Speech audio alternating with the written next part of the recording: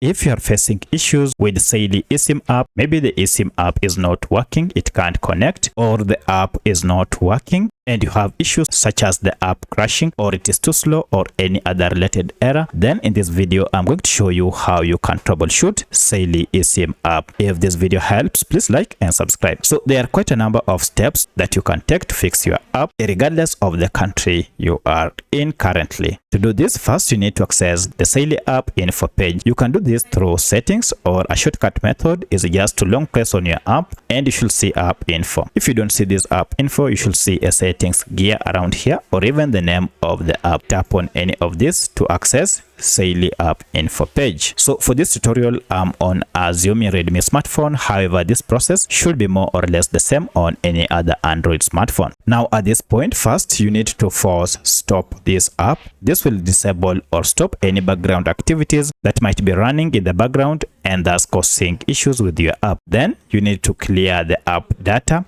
by tapping on clear data here and choose this last option, clear cache, and okay. At this point, restart your smartphone, and once you have restarted it, go open your app, and in most cases this works 100%. But should this not work, then you might want just to go back to app info, and this time around clear all data by tapping on clear all data here and confirm this choice. However, you have to note that for this you'll be logged out and you'll need to log in afresh. If you can't still find a solution at this point, then you'll need to go to Google Play Store or App Store and find out if you have any update for this app. There is a possibility that you have been using an outdated version of Saily app, and there is a new version of this app that you need to update to. Once you have updated your app, now try and use it to see if it works. However, if this still doesn't work, and more so if you have your app crashing or stopping each and every time you try to open it, it might imply your app contains bugs. To fix bugs, you need to uninstall your app and then install it afresh. Once you have uninstalled your app, it is recommended you